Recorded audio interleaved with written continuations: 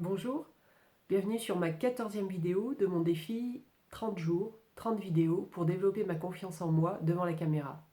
Et vous, dans quelle thématique expérimentez-vous les petites actions que je vous donne à faire, que je vous incite à faire pour sortir de votre peut-être état de timidité ou d'un manque de confiance en soi qui vous empêche juste d'être vous et qui vous empêche juste de prendre votre place dans ce monde. C'est vraiment dommage. Alors franchement, suivez-moi, faites les choses et dites-moi en commentaire juste en dessous ce qui se passe dans votre vie, ce qui bouge pas éventuellement, et puis faites-moi part de vos réflexions.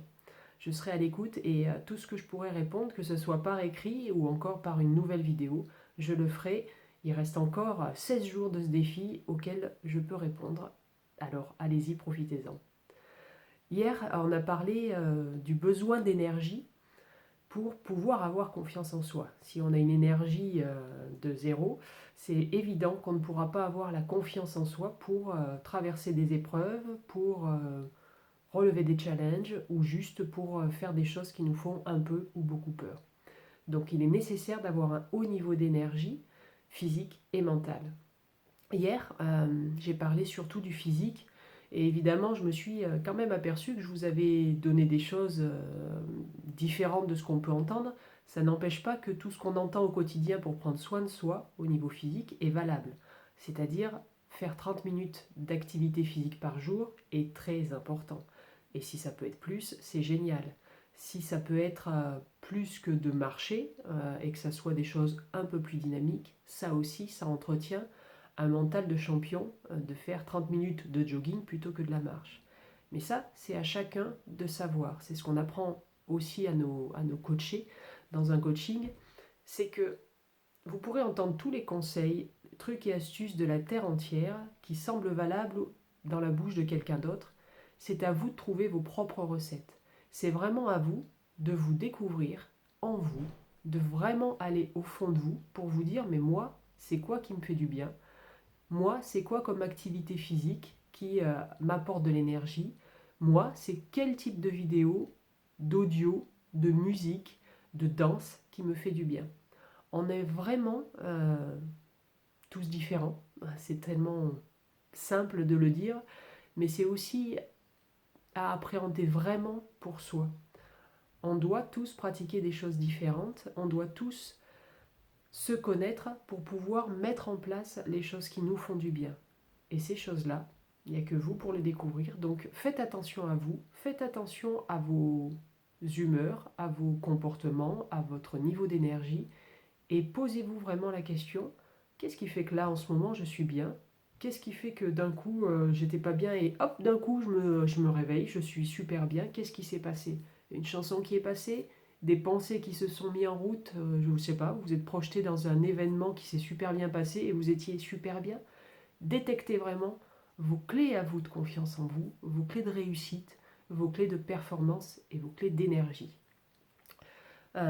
Donc voilà, là c'était une petite parenthèse par rapport à hier parce qu'effectivement je n'ai pas mentionné tout ce qu'on entend sur faire attention à avoir une activité physique, bien manger, bien se nourrir, ne pas trop manger de sucre, de gluten, d'alcool, etc., etc. Tout ça est valable, mais on l'entend tellement que je ne pense pas être la plus pertinente pour vous le dire.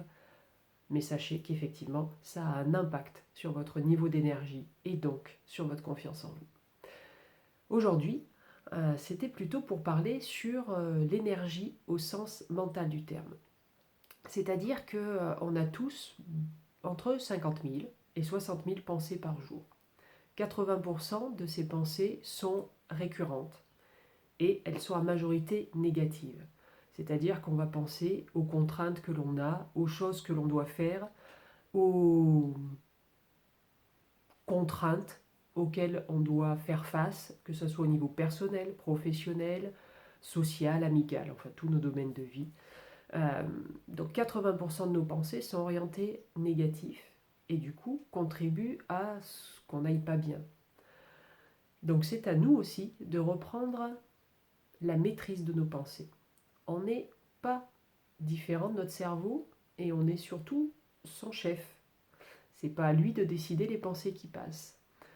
Ou alors, effectivement, vous décidez de vous les laisser passer, donc vous ne vous y accrochez pas et elles n'ont alors pas d'impact sur votre niveau d'énergie, sur votre mindset, mais vous êtes en droit de choisir vos pensées.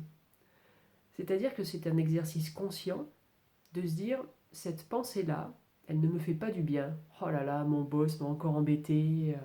À la maison, ça va pas bien. L'ambiance est super tendue. Oh, et puis avec mes enfants, c'est catastrophique. Et on tourne en boucle encore et encore et encore. Donc, impact négatif en termes d'énergie et de confiance en vous. Donc, quand ces pensées arrivent, vous êtes en droit de vous dire, bon, ok, j'ai des soucis avec mon chef, mais là, actuellement, je suis avec ma famille, j'ai envie de passer un bon moment, donc je m'oriente sur ce bon moment et je m'oriente sur le positif de cette situation. Je ne vous dirai pas que c'est facile, ça ne l'est pas. Par contre, c'est comme un muscle, c'est-à-dire que plus vous allez faire cet exercice tous les jours, sur de nombreuses pensées, et surtout sur les pensées les plus négatives, qui ont vraiment un impact phénoménal sur votre niveau d'énergie et votre confiance en vous, plus vous allez vous autogérer à ce que ces pensées n'aient pas d'impact. Vous allez faire en sorte qu'une pensée négative soit remplacée par une pensée positive, et c'est un entraînement super vertueux dans lequel, au fur et à mesure des jours et des semaines, ça sera quasi automatique. Je l'ai fait, je suis une preuve que ça marche, alors que ça demande une discipline, que j'avais pas forcément cette discipline. Par contre, comme d'habitude, au fur et à mesure qu'on s'aperçoit que quelque chose marche, il est plus facile de le continuer. Alors astreignez-vous à le faire sur 3 semaines, 4 semaines. On a beaucoup entendu qu'il fallait 21 jours pour implanter une nouvelle habitude. 21 jours, c'est pour commencer à implémenter le circuit neuronal, ce nouveau circuit neuronal qui nous crée l'habitude.